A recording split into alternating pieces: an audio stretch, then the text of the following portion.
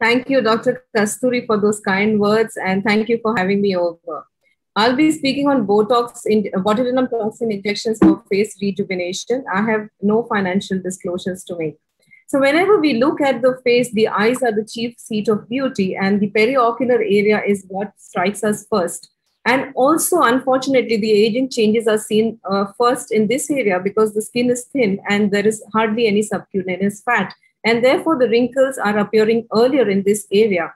And also, the emotional attributes are seen more prominently in the upper third of the face. And that's where Botox works maximum. And especially in the COVID era where everybody is masked now, the upper face is what we need to focus on.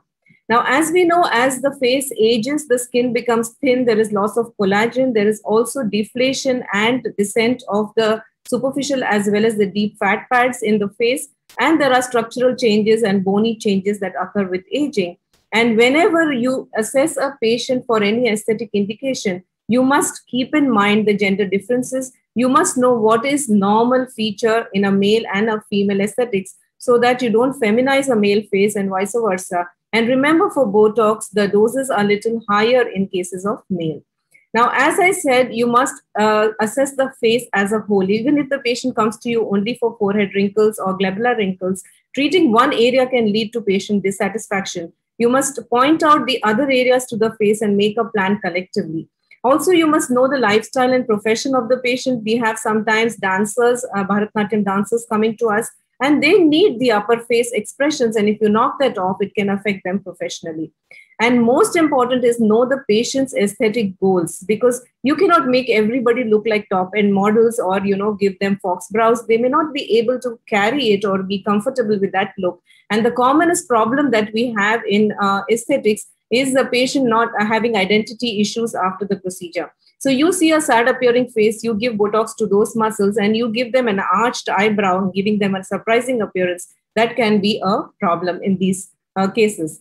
Now, whenever you assess the face, I do a 3-step assessment. That is, you assess the structural changes, you assess the volume loss, which are treated with fillers, and then you look at the surface lines and wrinkles and make an optimal and natural looking result for the patient. Make sure you have good photographs in the straight gaze, the oblique and the side positions. Whenever the chin is elevated, you will see the younger appearing face. And when the chin is down, you will see the future of the patient. And that will help you in your assessment. Make sure you see the patient in animation, especially for Botox and fillers, because that will give you a lot of idea and give you an insight into your planning. Now, whenever you see wrinkles, if they are dynamic wrinkles, we treat them with Botox. And if they are static wrinkles, you prefer the fillers. Now, when you see the wrinkles, see the severity of the wrinkles, whether they are just kinetic or if they are hyperkinetic, you will need more dose, more frequent doses. And if they are hypertonic muscle in which they are not completely relaxing, you may have a residual wrinkle after Botox. And you must tell the patient that you would prefer a combination of treatment.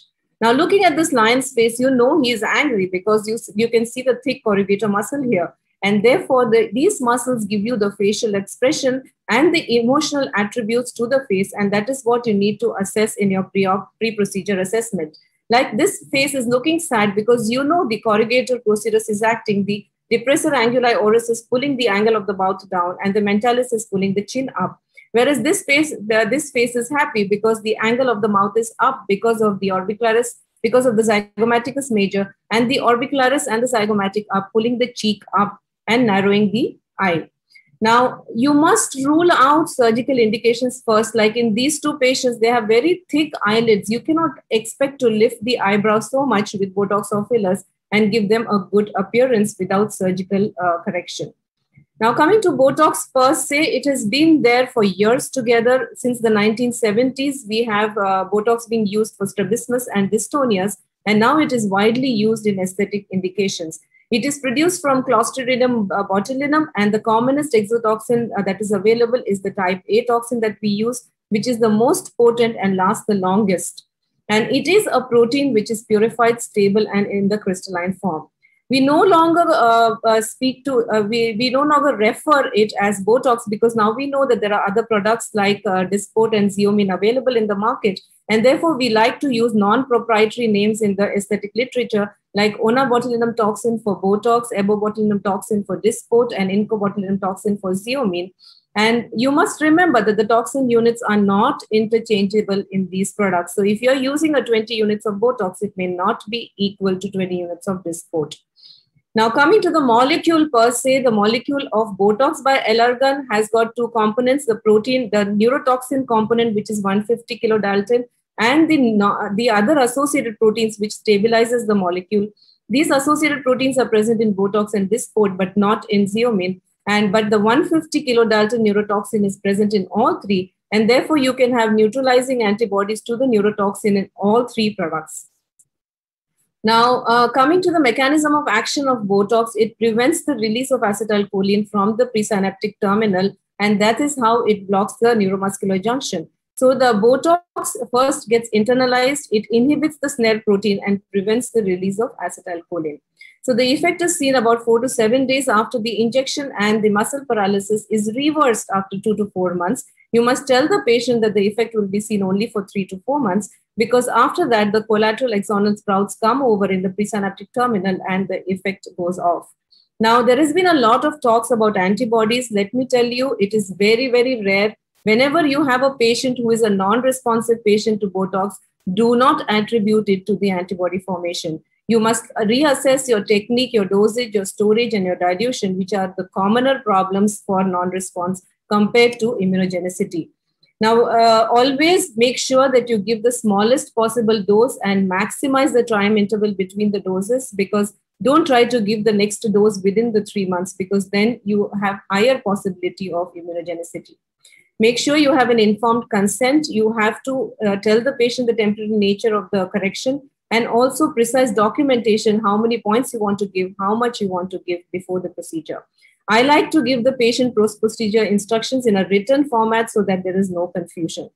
Now, coming to the Allergan Botox, how do you reconstitute it? The unreconstituted vial is kept at -5 degrees Celsius. Now, if you have a 100-unit vial, I like to use 4 ml of normal saline so that you have a concentration of 2.5 international units in 0.1 ml. So this is how you reconstitute it. This is the Allergan 50-unit Botox vial. When you open the vial, you will see the vacuum dried product, very small amount of product in the base of the vial.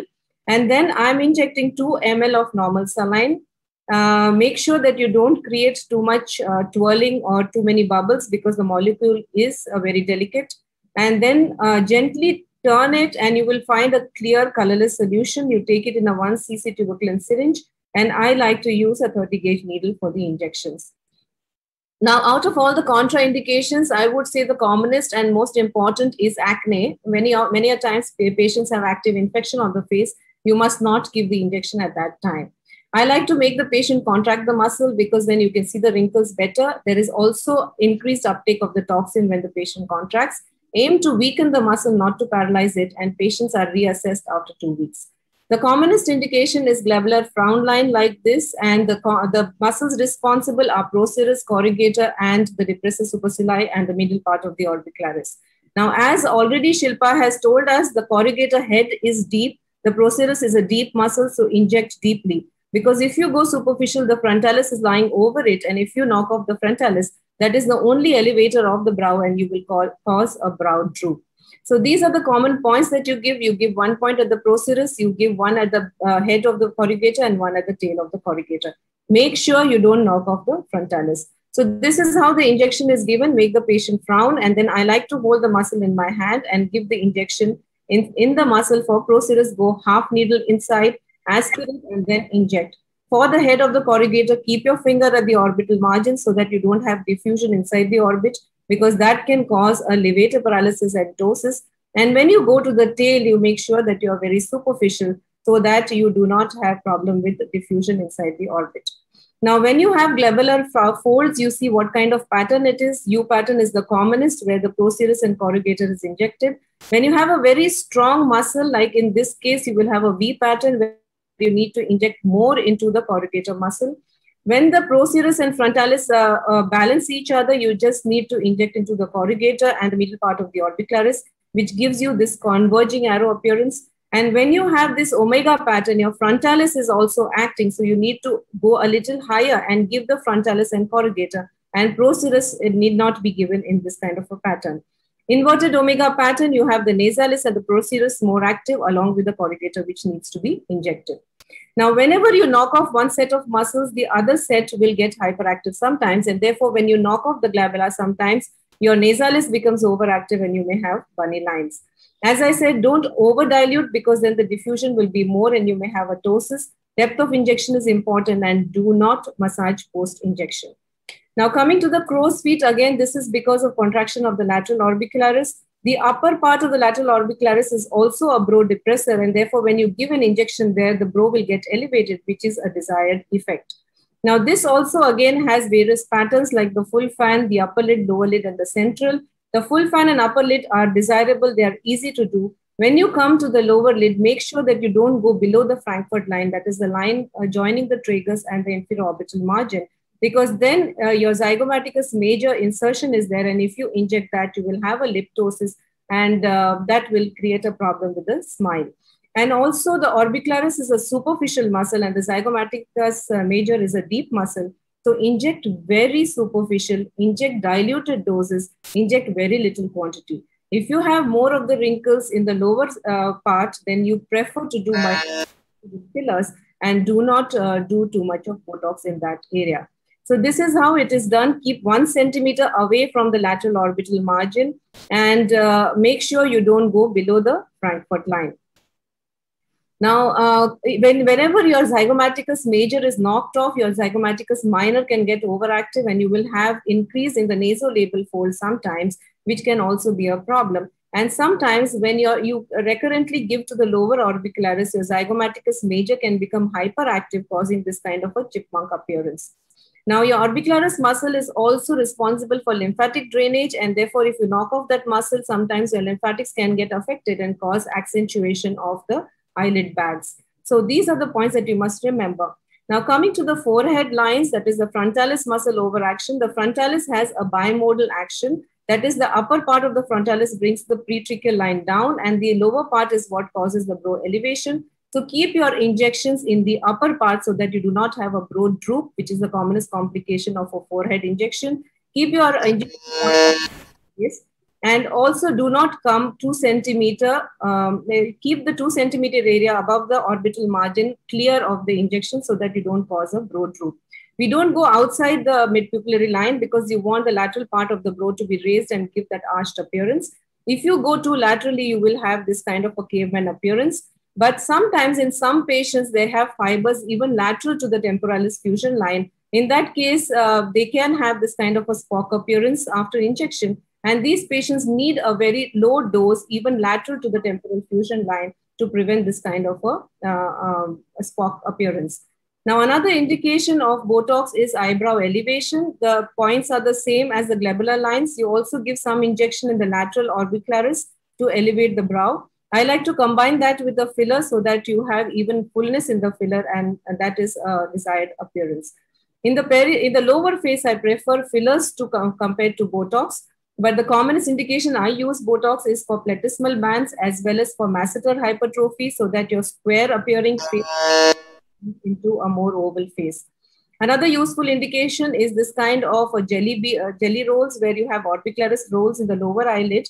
The lower lid retraction should be prevented. So you give very small doses in the lower eyelid so that your makeup does not cake in that area. This patient from the media came to me for that. And you can see that the makeup is no longer caking and she has a good result.